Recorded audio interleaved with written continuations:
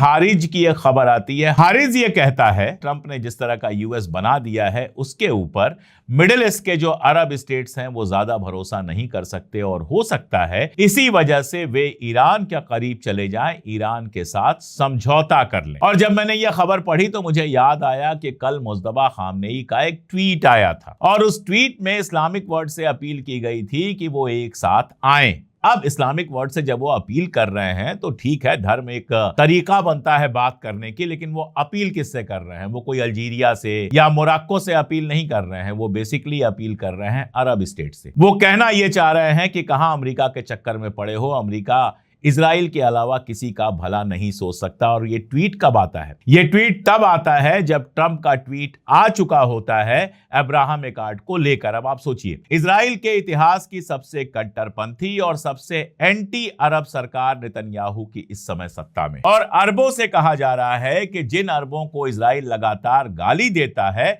वे अरब जाकर इजराइल के साथ समझौता कर ले। तो ऐसे में मुस्तफा खामनेई का जो ट्वीट है उसको इस तरह से देखा जाना चाहिए कि वो कह रहे हैं कि इजराइल और अमेरिका के चक्कर में तुमको कुछ नहीं हासिल होना है, खतरा तुम्हारा बढ़ता जाएगा, जिस दिन मुश्किल आएगी उस दिन अमेरिका तुम्हें नहीं इजराइल को बचाएगा, और इजराइल का ख्वाब है ग्रेटर इजराइल जो तुम्हारी जमीनें कब्जा करने के बाद ही पूरा होगा। इसलिए कहां इजराइल और अमेरिका के चक्कर में पड़े हो, छोड़ो उनका चक्कर, हमारे साथ समझौता करो, हम मिलजुल के व्यापार करें, हम मिलजुल के तिजारत करें, हमारे पास तेल है, हमारे पास चावल है, हमारे पास गेहूं है, हमारे पास क्या क्या है, और हम सारी दुनिया में इन चीजों को बेचकर जबरदस्त मुनाफा कमा सकते हैं और अपने इलाके को सेफ कर सकते हैं। तो ये खेल चल रहा है ईरान अमेरिका के बीच, रस्साकस्सी चल रही है कि ये जो अरब स्टेट हैं वो किसके करीब जाएंगे। और अगर हालात ऐसे ही रहे, ऐसे ही अमेरिका प्रेशर बनाता रहा, आप देखिए अब्राहम एक्कॉर्ड के लिए प्रेशर बनाया, सऊदी अरबिया से लगभग बयान आ गया और पाकिस्तान से सीधा बयान आ गया कि हम इजराइल के साथ अब्राहम एक्कॉर्ड नहीं करेंगे। देखिए, चाहे पाकिस्तान हो चाहे सऊदी अरबिया हो, जो इनके हुक्मरान हैं उनको इतनी भी दिक्कत नहीं है इजराइल के साथ। दिक्कत बस इतनी है कि अगर ये इजराइल के साथ जाएंगे, फर्ज कीजिए कि आसिम मुनीर इजराइल के साथ जाकर या शहबाज शरीफ इजराइल के साथ जाकर फोटो खिंचाएं, नेतन्याहू के साथ इनकी बड़ी हंसती हुई फोटो आ जाए और आ जाए कि दोनों के बीच में समझौता हो रहा है, अब्राहम एक्कॉर्ड हो रहा है, तो पाकिस्तान की जो अवाम है